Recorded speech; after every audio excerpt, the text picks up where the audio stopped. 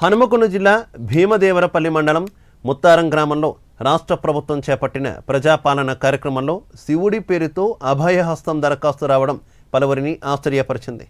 నిన్న ఆఖరి రోజు కావడంతో దరఖాస్తుల్లో ముత్తారం గ్రామస్తుడు ఏనుగుడు వెంకట సురేందర్ రెడ్డి శివుడి పేరుతో దరఖాస్తు చేశారు. దరఖాస్తుదారుడు శివుడు, భార్య పార్వతీదేవి, కుమారులు కుమారస్వామి, వినాయకుడిగా రాశారు. అందులో గృహలక్ష్మి, గృహజ్యోతి, రైతు బంధు, ఇందిరమ్మ గృహానికి దరఖాస్తు చేసినట్టు ఉంది. అధికారులు దరఖాస్తు తీసుకున్నట్టు రసీదు కూడా ఇవ్వడం చర్చకు దారితీసింది.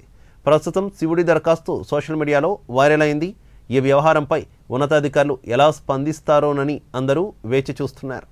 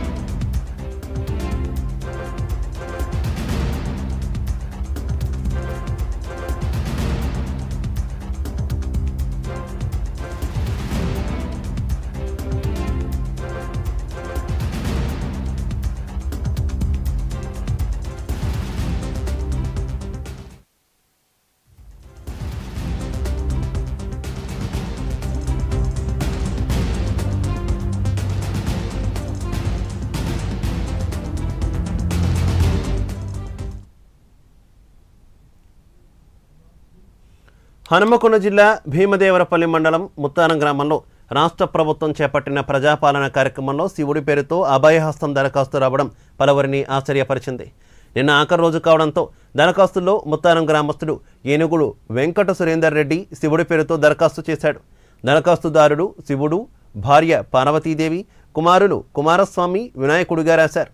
అందులో గృహలక్ష్మి, గృహజ్యోతి, రైతు బంధు, ఇందిరమ్మ గృహానికి దరఖాస్తు చేసినట్టు ఉంది. అధికారులు దరఖాస్తు తీసుకున్నట్టు రసీదు కూడా ఇవ్వడం చర్చకు దారితీసింది. ప్రస్తుతం శివుడి దరఖాస్తు సోషల్ మీడియాలో వైరల్ అయింది. ఈ వ్యవహారంపై ఉన్నతాధికారులు ఎలా స్పందిస్తారోనని అందరూ వేచి చూస్తున్నారు.